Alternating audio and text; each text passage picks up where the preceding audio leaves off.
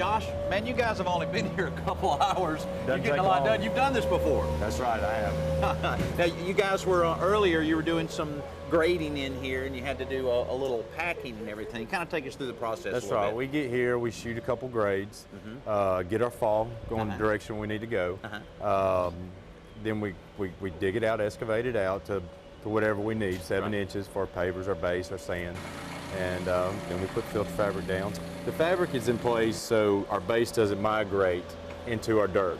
So we put this in place so we don't have that. Okay, in and the place. stone that you're using, what exactly is that? It's a crushed stone. It's a base.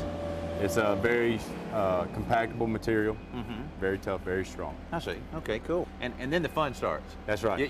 You put on your knee pads and then a whole bunch of pavers going down. That's right. It goes Okay. down pretty quickly. Put our sand down and the pavers go down pretty quickly. Man, well, that's great. Well, we better get out of his That's way. I'll right. let you go, man.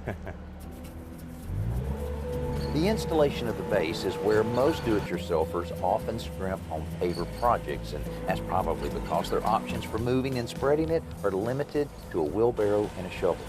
Using equipment not only makes moving this material faster and easier, it also helps with compacting. If that weren't enough, once it's all in and leveled, it gets another beating from the plate compactor to ensure there's no settling once the pavers are installed. The base is followed by a layer of sand. To ensure its depth is consistent, the crew puts 1-inch thick steel pipes down so that they can screed the sand off level with them. Earlier, these guys chalked layout lines on the walls and pulled strings to represent the finished elevation of the patio. So now they're just working their way back up to that mark with each layer of material. Once the sand is compacted, the final layer, the pavers themselves, can start going in. Chalk lines in the sand will guide the installers as they place the individual pavers one at a time.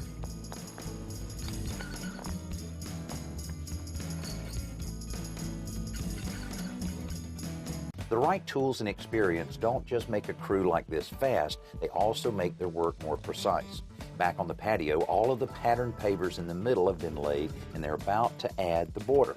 But rather than laying the border and cutting the other pavers to it, they lay the center pavers beyond the border edge and mark them with a chalk line so that they can be cut in place with a concrete saw. Then the border can be laid against the freshly cut center pavers. Next, the sand and the soil are raked back from the edge of the pavers, and a small amount of wet concrete is shoveled into this depression.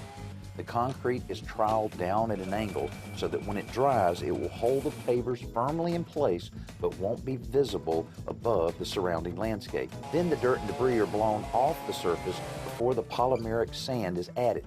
Both the patio and driveway pavers get this treatment, which is essentially sand with binding polymers blended into it.